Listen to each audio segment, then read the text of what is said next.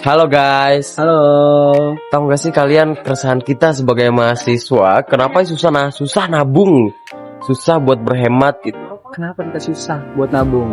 Karena di depan kampus itu banyak jajanan, belum Betul. buat rokoknya, Betul. belum buat ngopinya karena kita suka nongkrong ya. Betul.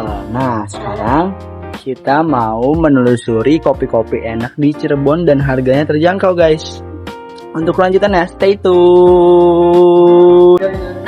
Oke guys, jadi sekarang kita udah ada di salah satu kedai kopi yang dekat kampus, yaitu Kopi Kenangan.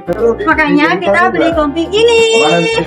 Setelah ini, aku mau memberi tips bagaimana cara menabung ala mahasiswa, tapi masih bisa beli kopi dan jajan.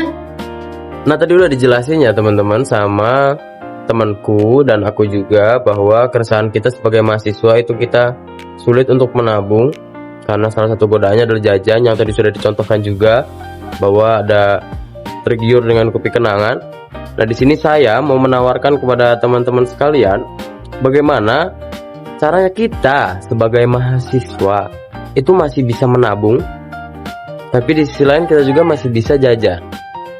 Nah teman-teman, tips and triknya yang pertama itu kan kita sebagai mahasiswa pasti dikasih dana bulanan. Nah itu teman-teman gunakan seperlunya sesuai kebutuhan. Apa yang dibutuhkan oleh teman-teman baru teman-teman pakai. Jadi yang diutamakan adalah kebutuhannya dulu. Menggunakan uangnya itu sesuai kebutuhan aja, jangan berlebihan teman-teman. Itu tips and trick yang pertama.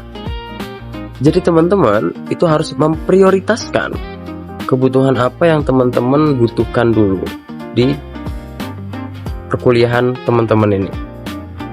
Jadi dana yang sudah dikasih sebulan itu diprioritaskan untuk pengeluaran yang teman-teman butuhkan terlebih dahulu.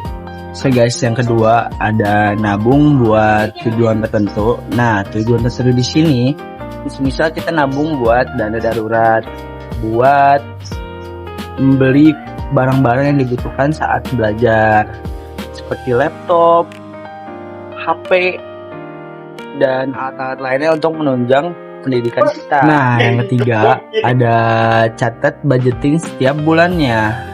Nah, tugasnya di sini untuk apa? Untuk kita mensortir kebutuhan bulanan seperti untuk biaya kosan, biaya jajan, biaya makan dan lain-lain. Supaya apa? Supaya pengeluaran lebih terukur dan lebih jelas kemana arah pengeluaran itu tersebut, supaya kita tidak kaget apabila ada pengeluaran mendadak seperti tiba-tiba bayar uang kas dan lain-lain.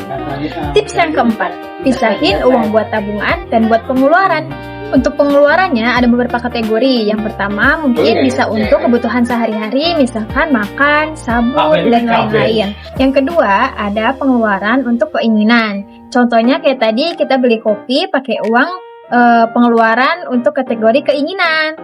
Nah ini sebelum kita memasuki tips yang terakhir, yaitu kita harus mencatat pengeluaran dan pemasukan teman-teman. Seperti yang sudah saya jelaskan di tips yang pertama bahwa ketika kita sebagai mahasiswa dikirimi dana per bulan, nah itu kita catat.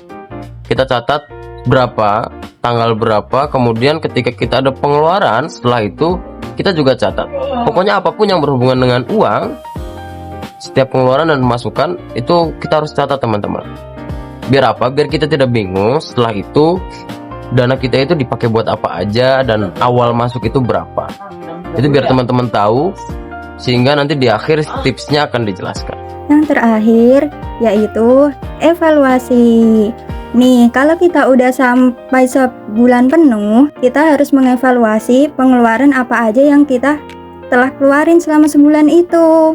Supaya apa? Supaya kita bisa mengevaluasi untuk budget-budget bulan-bulan selanjutnya.